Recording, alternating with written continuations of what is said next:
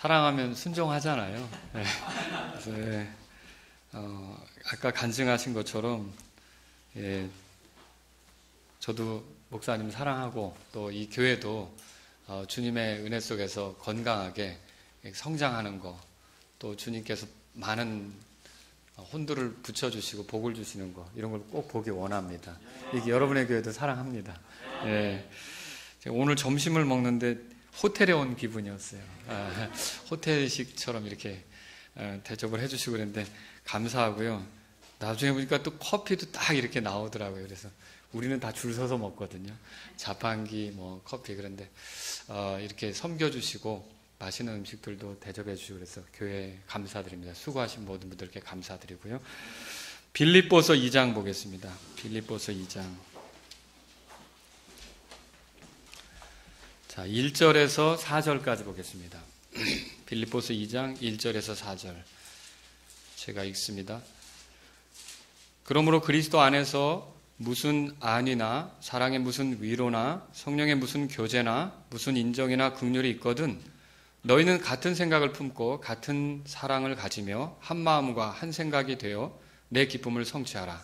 어떤 일도 다툼이나 헛된 영광으로 하지 말고 오직 겸손한 생각으로 각각 자기보다 남을 더 낫게 여기며 각 사람이 자기 일들만 돌아보지 말고 각 사람이 남의 일들도 돌아보라. 아멘.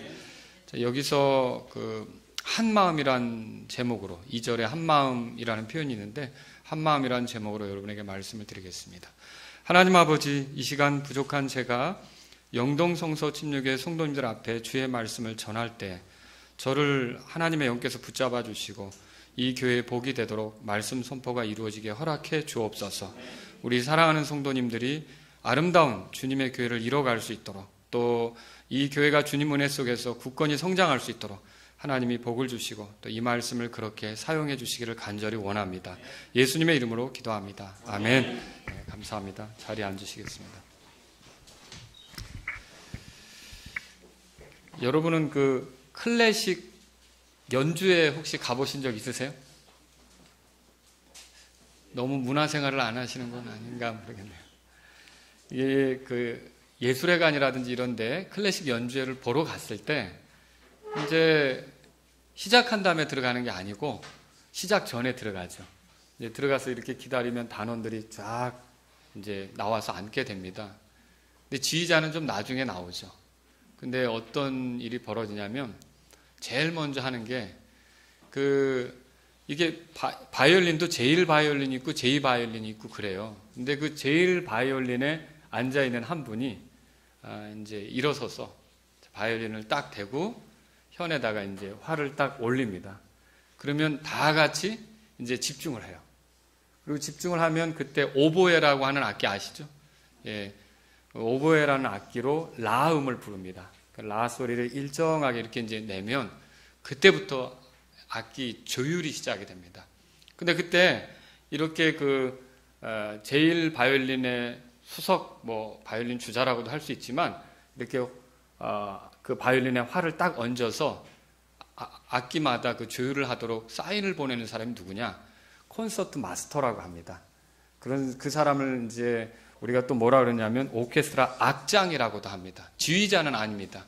근데 그 사람이 이렇게 사인을 주면 그 사람이 맞춰서 그 사람이 또 왜 중요하냐면 바이올린이라는 게 이렇게 올려도 소리가 나고 이렇게 올려도 소리가 나는데 느낌이 틀리거든요. 올릴 때하고 내릴 때하고. 근데 이 사람이 하는 것에 맞춰서 다들 그러니까 그 오케스트라 연주하는 거 보면 활이 똑같이 올라가잖아요. 여기는 이렇게 올라가고 저기는 이렇게 하고 그건 아니에요. 이제 아마추어들은 그렇게도 하는데 이 사람들이 일정하게 하거든요. 근데 그 콘서트 마스터를 보면 그 오케스트라 악장을 보면서 다 같이 활을 쓰는 거죠. 근데 제가 왜 이 말씀을 드리냐면 교회가 오케스트라 같다고 말씀드리고 싶은 거예요. 뭐가 같다고요? 오케스트라요. 오케스트라가 조율이 되지 않은 채 연주를 한다. 그러면은 크게 불편함을 줍니다. 일단 누가 불편하냐면 그날 비싼 돈을 주고 와서 들으려고 했던 청중들이 있잖아요. 예, 이게 조율이 안 됐는데 소리는 나지만 이게 아주 듣기가 불편한 거죠. 그렇지 않겠습니까? 그리고 또 누가 불편하냐? 불쾌해지죠. 지휘자가 열심히 앞에서 흔들고 있는데 소리는 다 제각기예요. 그러면 지휘자가 아유, 왜 이렇게 조율들을 안 해가지고 아마 불쾌할 겁니다. 근데 제가 왜 이 말씀이냐면 교회가 오케스트라와 같은데 교회가 조율이 안 된다. 그러니까 믿음으로 하나가 되고 이렇게 조율이 안 된다 그러면 세상에 대해서도 저 왜 저렇게 교회가 저래? 이런 불쾌감을 줄 수 있고요. 사실 교회의 지휘자는 누구냐면 예수님이세요. 근데 예수님이 올 때도 이 교회를 보니까 너무 불쾌하네. 이런 마음이 드실 수도 있다는 거죠. 그래서 제가 여러분에게 이 말씀을 드리는 이유는 그런 비난받는 오케스트라처럼 되지 않고 정말 사람들의 귀에 즐거움을 주는 그런 오케스트라처럼 세상 사람들에게도 그렇고 천사들과 그 영적 존재들에게도 진짜 아름다운 교회다. 이런 소리를 들으시는 그런 교회가 되었으면 좋겠어요. 영동 성서침례교회가. 이 글을 쓸 당시에 바울이 어디 있었느냐? 감옥에 있었어요. 근데 감옥에 있었는데 바울의 관심은 뭐냐? 석방이 아니었어요. 그 풀려나는 데 관심 있는 게 아니라 이 편지를 보내서 오히려 빌립보 지역교회가 하나를 이루고 한 마음을 이루고 이걸 그렇게 바울이 원했던 거예요. 그렇다면 오늘날 우리도 이런 그 바울의 마음을 읽어본다면 영동 성서침례교회도 만약 바울이 이 교회에 와서 한번 설교를 하게 된다든지 어떤 편지를 직접 보낸다면 영동 성서침례교회 성도님들에게 뭘 원할까? 잘 조율된 오케스트라처럼 한 마음을 이루는 그런 교회가 되기를 원할 것이다. 그런 생각을 해보는 거죠. 그래서 제가 오늘 설교의 목적은 뭐냐면 영동 성서침례교회가 잘 조율된 오케스트라처럼 되도록 돕는 것. 이거를 이제 말씀으로 도와드리려고 오늘 제가 이 말씀을 준비한 겁니다. 그래서 제가 설교하려는 내용이 뭐냐면 이렇게 한 마음을 이룰 수 있는 능력, 그러니까 근거죠. 그 뭐 힘이 있어야 한 마음을 이룰 수 있지 않습니까? 그리고 또 이런 한 마음을 이루는데 이제 반대가 되는 거, 방해가 되는 거 뭔지 그런 거 설명하고요. 그리고 또 한 마음을 이루는데 필요한 게 뭔지 이런 것들을 여러분에게 말씀드리려고 해요. 그럼 제일 처음에 이 한 마음을 이루는 능력이 뭐냐? 1절에 읽어보세요. 능력은 여기에 나와 있습니다. 다 같이 읽겠습니다. 시작. 그러므로 그리스도 안에서 무슨 안이나 사랑의 무슨 위로나 성령의 무슨 교제나 무슨 인정이나 긍휼이 있거든. 자, 이게 1절에 왜 이렇게 나왔냐면요. 그리스도 안에서 무슨 안이나 사랑의 무슨 위로나 성령의 무슨 교제나 무슨 인정이나 긍휼이 있다면 한 마음을 이룰 수 있다는 뜻입니다. 이해하시겠죠? 그러니까 사실 한 마음을 이루는 능력은 그리스도이십니다. 예수님이 한 마음을 이루게 하는 거죠.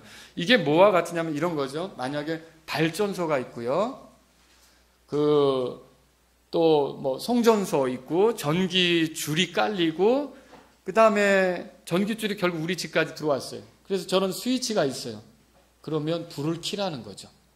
이미 모든 게 다 갖춰져 있으면 깜깜하게 살지 말고 불을 켜라는 거예요. 그런 것처럼 1절에 있는 내용으로 그리스도 안에서 무슨 안이나 사랑의 무슨 위로나 성령의 무슨 교제나 무슨 인정이나 긍휼이 있다면 이런 게 다 이미 우리에게 허락이 된 거라면 그 다음부터는 한 마음을 이룰 수 있다는 거예요. 한 마음을 이루라 그렇게 우리에게 말씀하는 거죠. 그럼 여기 그리스도 안에서 무슨 안위가 있는가? 여러분 그리스도 안에서 안위를 누리고 있습니까? 그리스도를 통해 죄들의 용서를 받은 사람은 마음에 안위가 생긴 거예요. 지옥에 갈까 봐 불안하고 하나님 앞에 심판받을까 봐 불안하고 이런 게 아니라 우리는 이미 용서를 받았고 하나님을 아버지라고 부르고 언제 죽어도 하늘나라에 갈 수 있다. 예수님의 피가 우리에게 그런 삶을 줬다 그러면 마음의 평강이 있지 않습니까? 사실 제가 구원받기 전에는 죽으면 지옥 가면 어떠나 이런 생각이었죠. 그러나 이제는 예수님의 피가 나의 모든 죄에서 나를 깨끗하게 했다는 사실이 얼마나 감사한지 그냥 할렐루야 찬양하세 내 모든 죄 사함 받고 이게 제 고백이에요. 여러분의 고백이기도 합니까? 제 마음에는 안위가 이루어진 거죠. 이런 안위가 각 사람 안에 이루어졌다면 그 안위가 이루어진 사람들끼리는 한 마음을 이룰 수 있다는 뜻이에요. 이게 지금 성경이 그런 걸 말하는 거죠. 사실 이게 주님의 뜻이기도 해요. 자, 여러분 삼위일체 하나님 아시죠? 한 하나님이시지만 아버지와 아들과 성령님이 있잖아요. 이 아버지와 아들과 성령님은 각기 따로따로입니까? 하나를 이루십니까? 하나를 이루시죠. 우리가 이 삼위일체에 대해서 깊이 묵상하면 묵상할수록 이 하나님의 뜻이 뭔지를 알아요. 이렇게 아버지를 모시고 아들을 모신 사람들이 하나를 이루는 것은 아버지와 아들 때문에 가능한 거예요. 성령님 때문에 가능한 거예요. 그래서 주님이 뭐라고 기도하셨냐면 아버지께서 내게 주신 영광을 내가 그들에게 주었사오니 이것은 우리가 하나인 것 같이 그들도 하나가 되게 하려 함이니이다. 여러분에게 예수님을 통해 마음에 안위가 생겼습니까? 이게 하나님으로부터 오는 그런 어떤 위안, 주님이 나에게 이렇게 소망이 되신다. 내가 조금 아프고 힘들고 문제가 삶에 계속 터지고 있지만 나는 주님을 모르는 세상 사람들과는 다르다. 나에게는 소망이 있고 내 인생의 끝은 주님 안에서 영광스럽게 되는 거다. 이런 게 있다면 그런 그 안위를 누리는 사람끼리는 어떻게 된다고요? 한 마음을 이루는 게 가능하다는 거죠. 아시겠죠? 또 그리스도 안에서 사랑의 무슨 위로가 있다면 여러분 사랑의 무슨 위로를 누리는 그런 경험이 있으십니까? 저는 하나님께서 저를 매우 사랑하신다는 걸 많이 느낍니다. 가장 크게 느끼는 것은 십자가를 통해 느낍니다. 로마서 5장 8절 오면 하나님께서 우리가 죄인이었을 때 그리스도께서 우리를 위해 죽으심으로 하나님께서 우리를 향한 자신의 사랑을 당당히 제시하셨다 그랬어요. 여러분 그리고 이 하나님의 사랑에서 우리를 끊을 수 있는 건 아무것도 없습니다. 그러므로 이 사랑으로 우리가 살아가고 있는 거죠. 우리가 하나님을 사랑하기 전에 하나님께서 우리를 먼저 사랑하신 거 아시죠? 이런 사랑 속에 있기 때문에 우리는요 서로 이런 사랑을 누리는 사람들이라면 하나를 이룰 수 있어요. 이게 뭐와 같으냐? 여기 세 자매가 있으시더라고요. 집사님, 저는 세 아들이에요. 하나님 참 공평하셔요. 그런데 아버지 어머니로부터 똑같이 사랑을 받는 그런 자녀들끼리는 서로 간에 사랑이 가능하다는 거예요. 하나를 이루는 게 가능하다는 거예요. 물론 그렇지 않은 사람들도 있지만 충분히 부모님으로부터 똑같은 사랑을 받아 누리는 사람끼리는 하나의 그런 그 사랑 유대를 좋게 가져갈 수 있다는 거죠. 똑같이 아버지로부터 예수님으로부터 사랑을 받아 누리는 우리는요 한 마음을 이룰 모든 게 갖춰진 거죠. 그렇게 하라는 거예요. 또 여기 보면요 그리스도 안에서 성령의 무슨 교제가 있다면 여러분 성령님이 내 안에 거하시는 걸 믿으십니까? 그리고 우리가 이 교제가 가능한 것이 성령님 때문이라고 믿으십니까? 그럼 우리끼리 하나를 이룰 수 있다는 거예요. 이게 왜 그렇습니까? 에베소서 4장 3절에 보면 화평에 매는 띠로 성령이 하나 되게 하신 것을 힘써 지키라 그랬어요. 성령님을 우리가 모시고 있다면 하나를 이룰 수 있어요. 여러분은 어떤지 모르겠어요. 믿지 않는 친척과 교제하는 거, 얘기를 나누는 거 하고 그 친척 있죠. 믿는 그리스도인하고 그 같은 교회 안에 지체하고 이렇게 교제하면서 얘기를 나누는 거 하고 뭐가 더 잘 통하시던가요? 사람마다 다르겠죠. 그러나 저는 이상하게 그 그리스도 안에서 지체된 사람하고 얘기를 나누는 게 훨씬 더 이게 은혜에 관한 얘기를 하든 하나님의 사랑에 관한 얘기를 하든 아멘이 나오고 이렇게 하거든요. 근데 믿지 않는 그런 그 가족들하고 얘기를 하면 또 그 소리야. 작작 좀 해. 그만해. 내가 괜히 그런 은혜로운 얘기를 했던 게 무한해질 정도로가 될 수가 있는 거죠. 이거 왜 그래요? 여러분 제가 이런 말씀을 드렸지만 성령님으로 인도받는 사람들끼리는 한 마음을 이룰 수 있다는 거예요. 아시겠죠? 또 그리스도 안에서 무슨 인정이나 무슨 긍휼이 있다면 그 인정과 긍휼을 누리는 사람들끼리 하나를 이룰 수 있습니다. 여기 인정은요 단어가 가진 뜻이 속중심이에요. 인정이 속중심. 그 다음에 긍휼은 바로 그 인정으로부터 나오는 호의, 친절, 불쌍히 여김을 말해요. 그래서 만일 우리가 하나님의 속중심에서 나오는 불쌍히 여기는 것, 긍휼 이런 것들을 경험한 사람들이라면 경험하고 사십니까? 날마다 있는 거 아니에요? 하나님의 긍휼이? 아침마다 새로운 긍휼 아니에요? 해가 뜨는 걸 봤다면 여러분 예레미야 애가에 보면 주의 긍휼은 아침마다 새롭다 그러잖아요. 여러분 그렇죠? 우리가 그런 긍휼을 받아 누리는 사람들이라면 서로 한 마음을 이룰 수가 있다는 거죠. 자, 이렇게 이미 다 갖추어졌다면 이런 것들이 주어졌다면 우리는 한 마음을 이룰 수 있다. 한 마음을 이루는 게 무엇 때문에 가능한 거예요? 그리스도 때문에. 아시겠죠? 그리스도 때문에. 우리 교회 바이올린 연주를 잘하는 사람이 있어요. 근데 그 사람이 이제 특주를 해놓는다고 써놨어요. 그런데 특주 날은 다가오는데 연습을 안 했어요. 그럼 그 사람이 잘하는 사람이긴 해도 연습을 안 한다 그러면 여러분 실수 안 할 것 같아요? 실수합니다. 잘하는 사람도 어떻게 해야 되죠? 연습해야 돼요. 연습해야 되는 거 아닙니까? 우리 여기 찬양대는 다 노래를 잘하셔서 연습은 없죠? 연습하죠. 연습을 해야 같이 맞춰져서 소리가 나오는 거예요. 그렇지 않습니까? 잘하는 사람도 연습을 해야 돼요. 이런 재능이 있는 사람도 연습을 해야 되는 거예요. 재능이 있다고 해서 연습을 안 한다. 그러면 삑살이라고 있죠. 그런 게 나올 수가 있어요. 그런 것도 나오고 뭐 이런 실수가 나올 수 있는 거죠. 그죠? 그러니까 이게 뭡니까? 하나님께서 이렇게 그리스도를 통해 우리에게 아주 좋은 것들을 주셨어요. 사랑도 주시고 안위도 주시고 이런 모든 성령 안에서 하나 되게 하신 것도 주셨지만 우리가 만일 이런 것만 받고 있고 하나됨에 대해 헌신하지 않는다. 하나됨에 대해서 훈련하지 않는다. 그러면 정말 하나를 이루는 교회가 될까요? 만약 저절로 하나를 이루는 교회가 된다면 바울이 이런 편지 안 씁니다. 그죠? 그냥 넘어가는 거죠. 그런데 한 마음을 이루라고 이렇게 하는 건 뭐예요? 분명히 성령님을 모셨고 구원의 은혜를 누리고 있고 하나님의 사랑을 체험했지만 그 사람들 안에서 하나를 이루지 못하는 경우가 생길 수가 있다는 거죠. 이해하겠죠? 그래서 사실 우리는 이렇게 하나를 이루는 일에 헌신할 필요가 있는 거예요. 이런 은혜를 누리고 있다면. 그래서 바울은 콘서트 마스터처럼 말합니다. 2절에 다 같이 읽겠습니다. 2절 시작. 너희는 같은 생각을 품고 같은 사랑을 가지며 한 마음과 한 생각이 되어 내 기쁨을 성취하라. 자, 이렇게 해서 내 기쁨을 성취하라. 내가 감옥에 갇혀 있지만 너희로부터 이렇게 한 마음 한 생각이 됐다는, 교회가 하나가 됐다는 소식을 들으면 나는 이 감옥에서도 기쁠 거다. 내가 빠져나가는 것보다, 탈출하는 것보다, 구출되는 것보다, 석방하는 것보다 더 기쁠 거다. 제발 서로 한 마음을 이뤄봐라. 해보라는 거죠. 헌신하라고 이렇게 얘기하는 거죠. 근데 이렇게 바울이 말한 대로 하나를 이룰 때 말이죠. 같은 생각을 갖고 같은 사랑을 가지고 한 마음과 한 생각을 이루는데, 여러분, 지체에 대해서 반감이 있다. 그럼 하나를 이룰 수 있습니까? 예, 적대감이 있다. 못마땅하게 생각하는 마음이 있다. 적의가 있다. 그럼 하나를 이룰 수 있습니까? 하나를 이룰 수 없다는 거죠. 이런 것은 사실은 주께서 주시는 마음은 아니에요. 가만히 생각해 보세요. 내게 혹시 어떤 적대감이나 또 반감 이런 것들이 지체에게 생기고 있지 않은가? 그거는 한 마음을 이루는데 도움이 되는 거예요? 방해가 되는 거예요? 방해가 되는 거죠.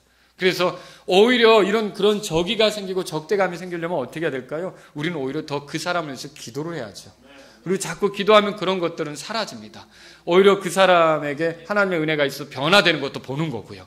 그죠? 그래서 한 마음을 이루는 능력은 이미 여러분이 교회라면 교회 안에는 주어져 있어요. 그리스도가 그 능력이세요. 우리의 주인이신 그리스도가 우리를 하나 되게 하시는 분이죠. 근데요, 한 마음을 이루지 못하게 하는 것이 분명히 있어요. 그래서 두 번째로 살펴보려고 하는 게 한 마음을 이루지 못하게 하는 게 뭐냐 이거죠. 3절 다 같이 보면요. 3절 제가 봅니다. 어떤 일도 다툼이나 헛된 영광으로 하지 말고, 그렇게 됐죠. 교회 안에서 뭔가를 하는데 다툼이나 헛된 영광으로 하지 말래요. 왜 이걸로 하지 말라고 그럴까요? 이게 그냥 하나 이루는 것을 깨뜨려 버리는 거예요. 다툼이나 헛된 영광으로 하는 것이 하나를 이루는데 금이 가게 만드는 거죠. 그럼 다툼은 으뜸되기를 좋아해서 나타납니다. 내가 꼭 위에 서야 된다고, 그래야 속이 후련하다고 생각하기 때문에 나타나는 거예요. 내가 좌지우지해야 된다고 생각할 때 이 다툼이 나타나는 거예요. 그런 사람들을 중심으로 다투는 거거든요. 근데 조용히 섬기려고 하면 그런 일들은 없겠죠. 그렇죠? 자, 그러면 여러분 요한 3서 보세요. 요한 3서. 한 사람을 소개할게요. 초대교회도요, 다툼되기를 좋아하는 사람이, 으뜸되기를 좋아하는 사람. 그래서 다투기를 또 그렇게 일삼는 그런 사람이 있었어요. 으뜸되기를 좋아하는.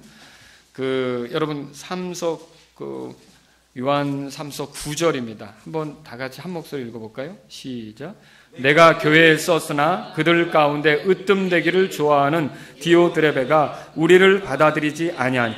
교회에 보니까 으뜸되기를 좋아하는 사람이 있었어요. 이름이 뭐라고요? 예, 디오드레베예요. 근데 이 사람이 얼마나 으뜸되기를 좋아했는지 우리를 받아들이지 않았대요. 그럼 우리는 누구냐? 사도 요한, 그 동역자들이죠.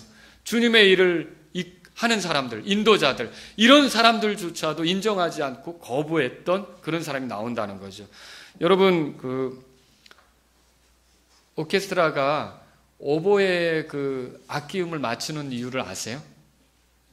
제가 그것도 이렇게 찾아봤어요. 그랬더니 오보에라는 악기가 음색이 특이하고요, 주위 환경에 따라서 음이 잘 변하지 않는데요. 그리고 목관 악기에 비해 비브라토가 없기 때문에 이 오보에를 기준으로 해서 이렇게 음을 맞춘대요. 그 오보에라는 악기에 맞추지 않고 자기 나름대로 이렇게 조율을 하고 이렇게 한다면 어떻게 될까요? 이제 불협이 나고 막 그 듣기 싫은 소리가 날 수 있겠죠. 그래서 어쨌든 오케스트라에서는 다 오보에 라음이 연주되면 거기에 맞추는 거예요. 자, 마찬가지로 교회 안에서도 으뜸이 되기를 좋아해서 자기 중심적으로 돼야 된다고, 내가 원하는 대로 돼야 된다고 100이면 100사람이 다 주장하기 시작한다. 그럼 어떻게 될까요? 백조각이 나는 거죠. 이게 문제가 되는 거예요. 교회가 시끄러질 수밖에 없습니다. 그리고 거기다가 이제 내 생각을 이렇게 들어줄 만한 사람을 찾겠다고 해서 무리를 형성하기 시작하면 그때 이제 전쟁이 나는 거죠. 다툼이 나는 거죠. 레드 베프티스트 처치, 그린 베프티스트 처치 들어보셨어요? 미국에서 어떤 교회가 카페트를 까는데 빨간색으로 할 건지 초록색으로 할 건지 싸우다가 교회가 둘로 나눠졌대요. 별거 가지고 그 교회가 나눠지는 거죠. 그죠? 예? 이렇게, 그럴 필요 없다는 거죠, 사실. 우리가 의견은 낼 수는 있지만, 그러나 또 기준이 있어요. 그게 뭐냐? 오케스트라에서 콘서트 마스터나 오보에가 있다면 교회에서는요, 하나님 말씀을 일러주는 자들과 그들의 믿음이 있어요. 그러니까 성경에서 찾은 믿음이 성경에서 보여주는 게 기준이 되는 거예요. 아시겠죠? 히브리서 13장 펴보세요. 히브리서 13장. 히브리서 13장.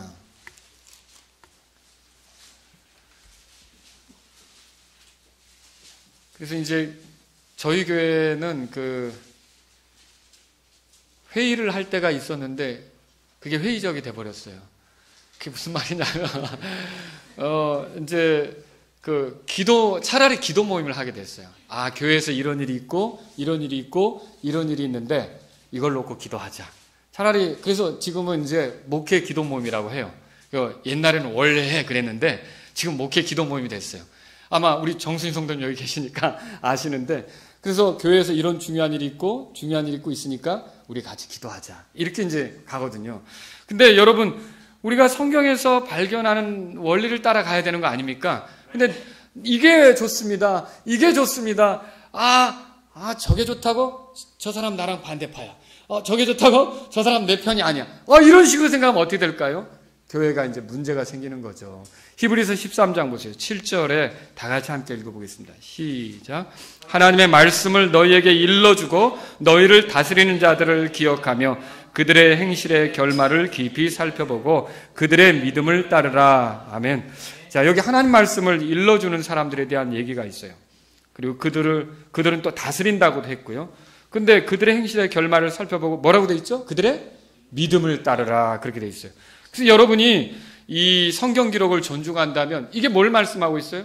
우리 교회에 목회자로 이렇게 세워진 사람들은 어떤 거예요? 여러분, 그게 우리가 고용한 사람이 아니에요. 착각하면 안 되는 거예요. 이 교회를 사나운 이리 때로부터 세상으로부터 지키도록, 그러니까 뭐냐면 여러분, 예수님을 목자로 한다면 교회 양떼를 돌보는 사람들은 세포드 같아요. 세포드 아시죠? 개라고 표현해서 죄송합니다만 셰퍼드가 용감한 개죠. 그 늑대들이 달려들거나 그러면 어때요? 양떼를 지키기 위해서 맞서 싸우는 거예요. 그런 역할을 하면서 목자에게 맞추어 일을 하는 거죠. 그래서 여러분이 가만히 생각해보면 이게 목사가 있는 것은 교회에게 선물이고 교회를 지키기 위한 하나님께서 그 보호해 주시기 위한 그런 말씀으로 지켜줘야 되잖아요. 근데 만약에 말씀이 흐리해지고 뭐 기준이 사라지고 기초가 무너지고 그러면 교회는 어떻게 될까요? 금방 아까 우리 포도원 아까 암송하신 것처럼 포도원 울타리 넘어지고 이리들이 들어와서 막 설치는 것처럼 그런 꼴이 될 수 있는 거죠. 그래서 여러분과 저는요, 교회에게 이렇게 세워진 말씀을 가르치고 다스리는 자들을 존중하고 그들의 믿음을 따를 필요가 있다는 거죠. 사도행전 20장도 보세요. 사도행전 20장도 여기에 그 바울이 전도 여행을 마치면서 에베소 교회 장로들을 불러요. 장로들을 부른다니까 그 장로들이 목회자들이에요. 이런 목회자들을 불러서 28절에 이렇게 씁니다. 그러므로 너희 자신과 온 양떼에게 주의를 기울이라. 여긴 교회를 뭘로 표현했죠? 양떼라고 표현했어요. 성령님께서 너희를, 그러니까 그 장로들, 교회에서 일하는 목회자들이죠. 그 에베소 지역에서 일하는 그런 목회자들을 그들의 뭐라고 돼 있어요? 감독자로 삼으셨다 그랬어요. 하나님의 교회, 그분께서 자신의 피로 사신 교회를 먹이게 하셨다 그랬어요. 그러니까 이런 목사들의 역할은 어떤 겁니까? 교회를 관리하고 감독하고 양육하고 먹을 걸 공급하고, 더 그것뿐만 아니에요. 29절에 내가 이것을 아노니 곧 내가 떠난 뒤에 사나운 이리들이 너희 가운데 들어와 양떼를 아끼지 아니할 것이요 또 너희 중에서도 제자들을 끌어내어 자기들을 따르게 하려고 왜곡된 것들을 말하는 사람들이 일어나리라. 그러므로 깨어서 내가 3년 동안 밤낮 쉬지 않고 눈물로 각 사람을 훈계하던 것을 기억하라. 이제 형제들아, 내가 너희를 하나님과 그분의 은혜의 말씀에 맡기노니 이 말씀이 너희를 등이 든든히 세워 거룩히 구별된 모든 자들 가운데서 너에게 상속 유업을 주리라. 이렇게 하면서 뭘 말하는 거예요? 바로 이런 사나운 일들이 올 때 이 감독자들이 가만히 있으면 안 되는 거죠. 교회를 교리적으로 지켜가야 돼요. 순수한 믿음으로 하나 되도록 그렇게 지켜가야 돼요. 그럼 여러분이 어떻게 됩니까? 이게 우리가 나 중심으로 주장하기 시작하면 다툼이 생긴다고 그랬잖아요. 하나님의 말씀이 기준이 돼야 되는 겁니다. 하나님 말씀이 기준이 되고 우리가 듣는 그 말씀에 의해서 우리의 자신의 삶을 맞추려고 해야 된다는 것이죠. 또 여러분, 헛된 영광이 여기 등장해요. 헛된 영광은 하나됨을 망치죠. 이 헛된 영광은 뭐냐면 이기적인 야망이에요. 자기를 대단하게 보이고자 하는 마음이에요.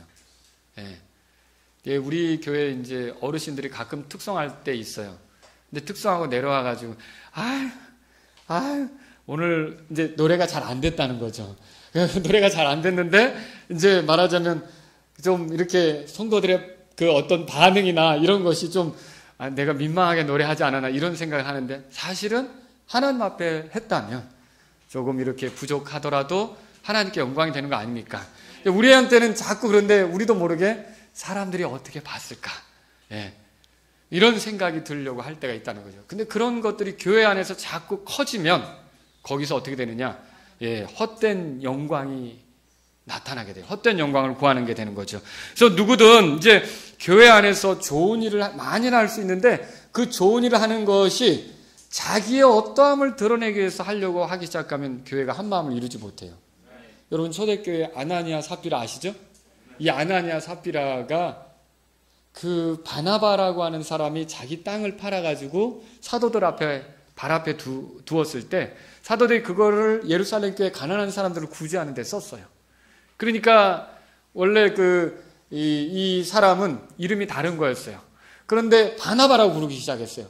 바나바는 뭐냐면은 위로의 아들이죠.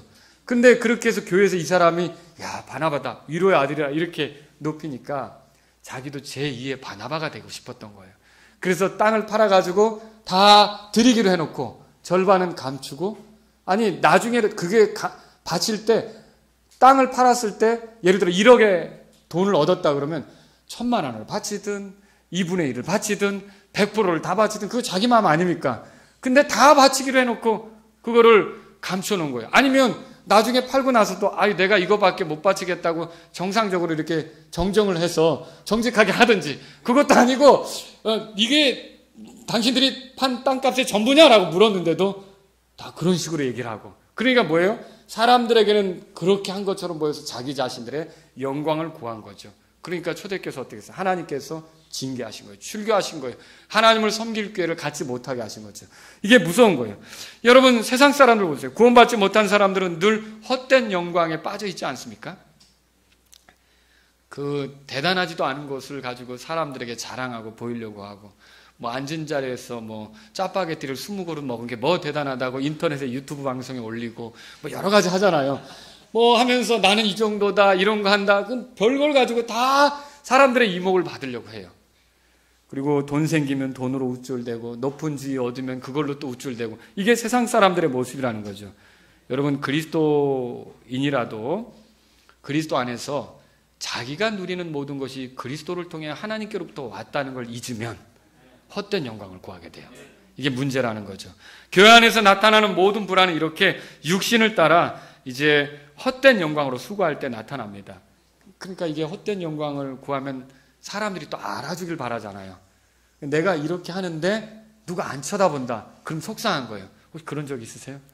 내가 이렇게 예를 들어 교회에서 무슨 공사를 하는데 내가 오늘 망치질도 하고 막 하는 거예요. 근데 교회 성도들이 아무도 안 왔다. 그게 또 속상한 거죠. 이 자꾸 헛된 영광을 구하는 그런 것들. 여러분, 이런 것이 아니라 사람이 이렇게 하든 저렇게 하든 나는 답을 주님께 쓰는 거예요. 그러니까 주님이 내 삶을 보는 거죠. 내가 주님께 충직한 게 맞는 거죠. 그죠? 오케스트라에서요, 이제 우리 한 목사님이 플루트를 하시더라고요. 플루트 하는 어떤 연주자가 솔로를 맡게 됐어요. 잘하니까. 근데 이제 예를 든 겁니다. 한 목사님은 그러진 않으십니다. 이제 예를 들은 건데, 그 솔로가 나오면은 처음부터 가는 건 아니고, 혼자 피아노랑 연주할 때가 있잖아요. 근데 난 기분이 나빠요. 내가 왜 그때 들어가야 되지? 난 처음부터 하고 싶어요. 난 연주를 잘하거든요. 그래서 처음부터 연주를 한단 말이에요. 그럼 솔로가 됩니까? 어떤 오케스트라의 지휘자가 의도한 대로 되느냐는 거죠. 내 실력을 드러내겠다고 그렇게 해버리면 제대로 연주가 안 되는 거예요. 아무리 연주를 잘하더라도 지휘자가 사인을 줄 때까지는 어떻게 해야 되는 거예요? 기다렸다가 해야 되는 거죠. 기다릴 줄도 알아야 되는 거죠. 우리는 내가 하고 싶은 대로가 아니라 위로부터 주어진 기회에 따라 하나님을 섬기는 거라는 걸 알아야 돼요. 그리고 그 기회가 주어졌을 때는 나에게 이런 기회가 오다니 귀중하게 생각하고요. 또 나에게 그런 기회가 사라졌어요. 그러니까 그럴 때는 어때요? 다른 기회를 얻은 사람을 위해 기도해서 세워질 거는 내가 아니라 교회잖아요. 전체 교회가 세워지면 나도 유익한 거 아닙니까? 내가 반드시 앞에 서야 되는 건 아니지 않습니까? 그죠? 그렇게 해서 내가 어느 정도 수고했는데 이제는 저 사람이 또 교회에서 섬겨야 될 기회가 왔나 보다. 열받아. 나를 또 알아주는 교회를 찾아가야지. 이게 아니라는 거죠. 그럼 그럴 때는 어떻게 될까요? 또 그 사람이 잘 섬기도록 기도하고 도와주면서 그렇게 한 마음을 이루는 거죠. 근데 어때요? 반드시 내가 으뜸이 되고 반드시 내가 좌지우지하고 반드시 내가 끌고 가고 이렇게 하다 보니까 다툼이 일어나는 거죠. 한 마음을 이룰 수가 없다는 겁니다. 그래서 이렇게 다툼이나 허용으로 하는 것이 교회를 이렇게 한 마음을 이루지 못하게 한다. 여기서부터 돌아서야 되죠. 그러면 한 마음을 이루는데 필요한 건 뭘까요? 4절을 읽어보겠습니다. 3절 거기는 제가 읽고요. 4절을 여러분이 읽겠습니다. 거기 3절 중간에 보면 오직 겸손한 생각으로 각각 자기보다 남을 더 낮게 여기며 그렇게 돼 있죠. 오해하지 마세요. 여기 낮자를 지읒 받침으로 생각하시면 안 됩니다. 남을 더 낮게 여기며 아니라 이거는 남을 더 낮게 여기며 이런 뜻이에요. 자, 4절 다 같이 읽겠습니다. 시작. 각 사람이 자기 일들만 돌아보지 말고 각 사람이 남의 일들도 자, 한 마음을 이룰 때 굉장히 도움이 되는 게 뭐냐면 남을 나보다 더 낮게 여기는 겁니다. 오직 겸손한 생각으로 자기보다 남을 더 낮게 여기는 거죠. 여러분, 겸손이 쉽습니까? 어떠신가요? 겸손이 좀 어렵더라고요. 여러분은 쉬울 수 있어요. 근데 겸손이 정말 어려운 덕목이에요. 왜 그러냐면 제가 하나의 예를 들어볼게요. 해리 아이언사이드라고 하는 성경 교사가 있었어요. 이 사람이 어느 날 자기보다 좀 나이가 있으신 그런 믿음의 교제를 하는 한 분에게 찾아가서 내가 겸손하면 어떻게 해야 되는지를 물어봤어요.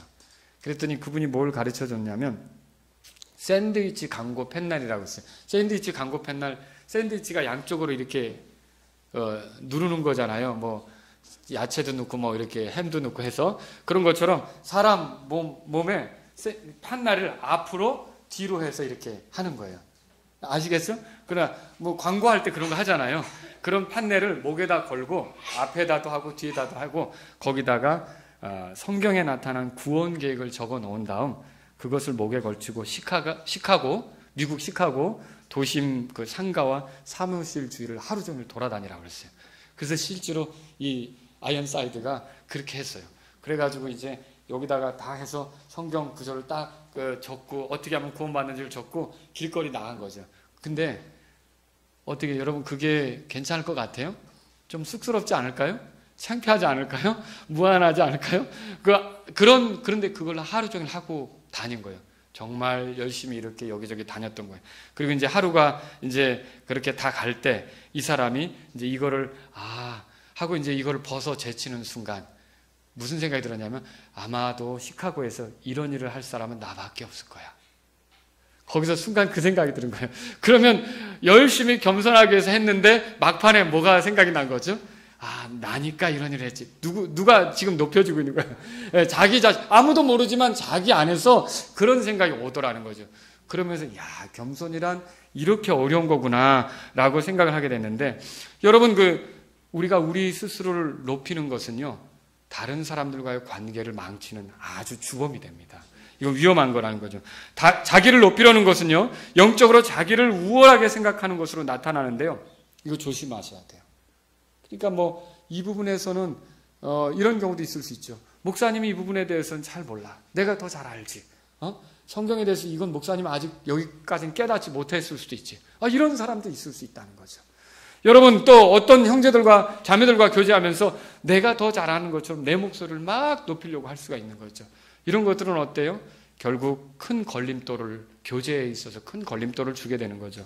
자기를 높이려 하는 것은 자기 관점에서 가장 옳다고 여기는 것을 자꾸 이렇게 주장하면서 나타나는데요. 성경에 보니까 이런 말이 있어요.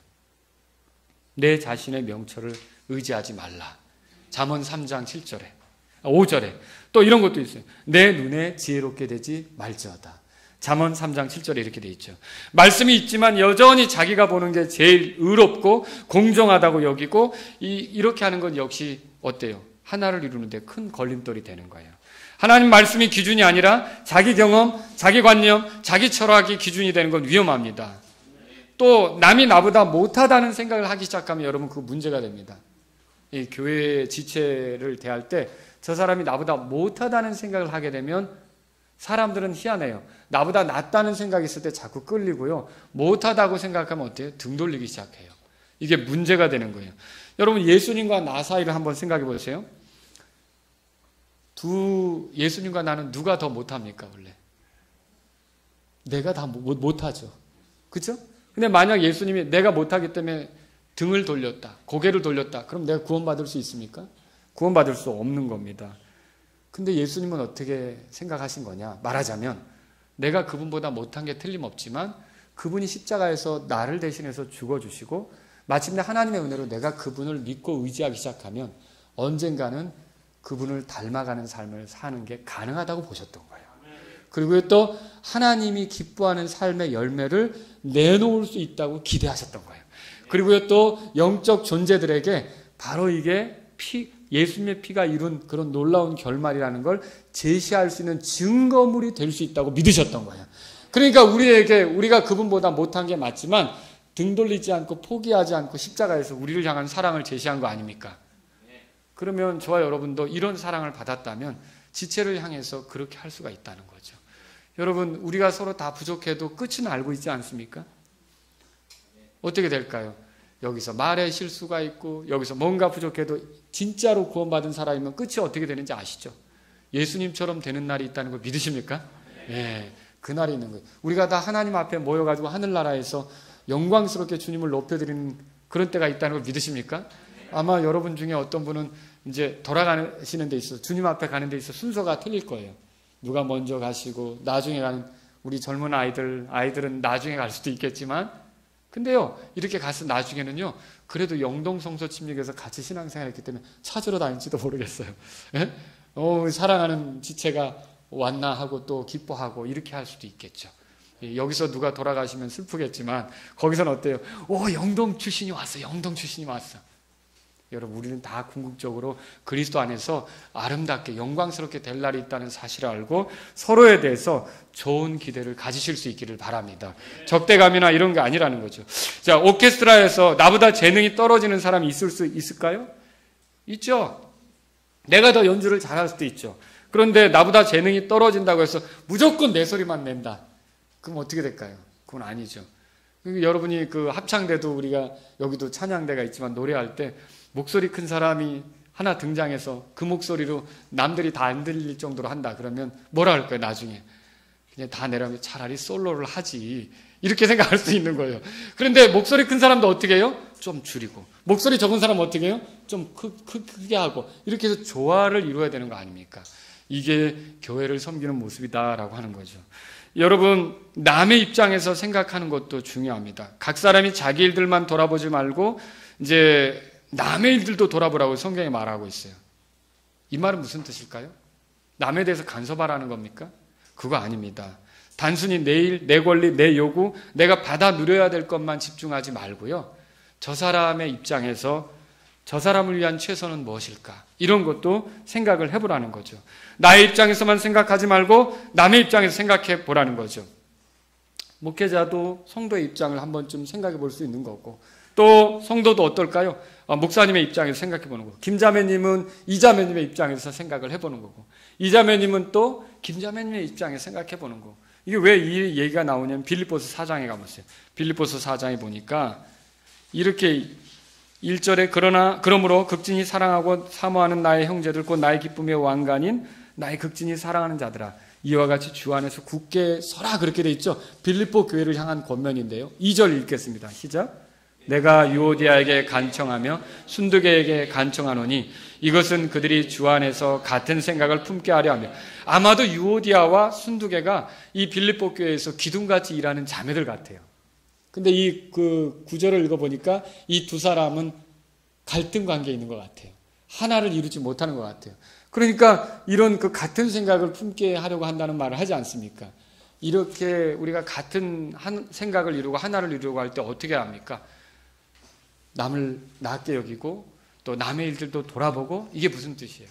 다른 사람의 입장에서 한번 생각을 해보고, 이런 것들이 우리에게 필요하다는 거죠. 내가 어떤 일을 하는 의도는요, 다른 사람을 세우기 위한 것이어야 합니다. 교회 지체를 세우기 위한 것이어야 되죠.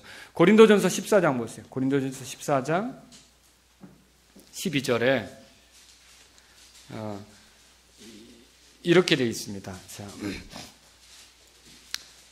하나님께서 우리에게 여러 가지 은사들을 주셔요. 선물들을 주신단 말이에요. 이거 왜 우리에게 주시는가? 14장 12절 다 같이 읽겠습니다. 시작. 이와 같이 너희도 영적 선물들에 열심히 있은즉 교회를 세우는 일에 너희가 뛰어날 것을 구하라. 아멘. 자, 교회를 세우는데, 교회는 뭡니까? 여러분, 지체들 한 사람 한 사람이 교회예요. 이런 교회를 세우는데 지체들을 격려하고 더 힘있게 섬기도록 돕는데, 이렇게 우리가 최선을 다하고 또 열심을 다하기를 바울은 원하고 있다라고 하는 겁니다. 자, 오늘 우리가 인정받기 위해서 수고하고 인정받지 못하면 수고하지 않고 이런 게 아니라 남의 일들을 돌아보고 주님이 허락하신 이 사랑스러운 성도들을 섬기는데 내 시간과 재능과 물질을 들여서 교회가 굳건하게 세워지기를 구하는 우리 모두가 될 수 있기를 바랍니다. 여러분, 바울은요, 하나님께서 베푸신 은혜로 우리가 하나를 이룰 수 있다고 합니다. 마음으로부터 적대감을 버리고 하나를 이룰 수 있다고 하죠. 다툼이나 헛된 영광을 버리고요, 겸손한 생각으로 남을 나보다 더 낮게 여긴다면 하나를 이룰 수 있다고 합니다. 내 입장에서만 생각하지 않고 다른 사람을 존중한다면 하나를 이룰 수 있다고 합니다. 자, 저는 오늘 말씀을 마치면서 여러분에게 적용이 되도록 세 가지 말씀드리고 끝낼게요. 첫째는 뭐냐면요, 이건 교회 생활 잘하는 비결을 여러분에게 알려드리는 거예요. 교회 생활을 잘 하려면 먼저 믿음의 조율을 하십시오. 그러니까 믿음의 일치를 이루라는 거죠. 그죠? 조율이 안 된 상태에서 연주하려고 하지 마십시오. 그러니까 저희 교회 와가지고 온 지 얼마 안 되는데 교회 일부터 시키지는 않습니다. 와서 말씀을 들으면서 믿음의 일치를 이루어야 되죠. 믿음의 일치를 이루어야 같이 협력하는데도 부담이 없는 거고요, 즐겁게 헌신할 수 있는 거죠. 믿음의 일치를 이루어야 돼요. 좋은 화합을 이뤄내기 위해 조율이 필요하든 성도들이 믿는 바에 일치하는 게 필요합니다. 내 입장을 주장하는 게 아니라 교회가 믿는 바를 존중하는 거죠. 그래서 저희 교회 입회할 때는 어떻게 하느냐? 첫째는 구원받아야 돼요. 여러분의 교회도 그렇죠? 믿음의 고백으로 침례에 순종해야 되죠. 그리고 하나 더 우리가 이제 의견을 구하는 게 뭐냐면, 우리 교회 믿는 믿음에 일치되게 같이 가려는 뜻이 있느냐, 이거죠. 그렇게 할 때 우리가 즐겁게 헌신할 수가 있다는 거죠. 그래서 오보에 라 음에 오케스트라가 맞추는 것처럼 교회는요, 이제 목사님이 성경학교라든지 주일학교라든지 이 강단에서 말씀을 통해 가르치는 그런 그 말씀의 믿음의 일치를 이루는 게 이게 교회 생활을 잘하는 비결이라는 거죠.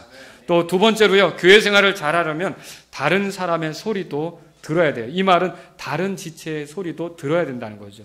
좋은 연주팀은 자기 소리만 내는데 힘쓰지 않습니다.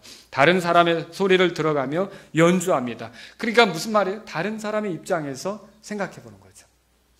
다른 사람의 입장에서 생각해 보는 거예요. 그래서 다른 사람의 차례라면 나는 기다리면서 도와주셔야 되는 거죠. 그리고 내 차례라면 어떻게 할까요? 열심히 해야 되는 거죠. 열심히 해야 되는 거예요. 제가 언젠가 그 한 목사님의 얘기를 들은 적이 있어요. 근데 이 목사님이 주일 오전 설교를 들으려면 한 11시, 한 20분쯤에 꼭 들어오는 형제님이 있다는 거예요. 근데 늘 그게 신경이 쓰이는 거예요. 아니, 11시 전에 오면 안 되나? 늘 그게 신경이 쓰이는 거예요. 그래서 이제 하루는 이제 좀 한 말씀을 하셨던 거예요. 도대체 좀 제대로 좀 오지. 왜 맨날 그 시간을 못 맞추냐? 이렇게 했던 거죠.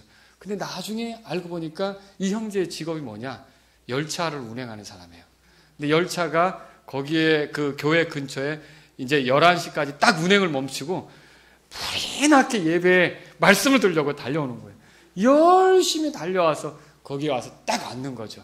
근데 이 나중에 목사님이 그 사실을 알게 됐어요.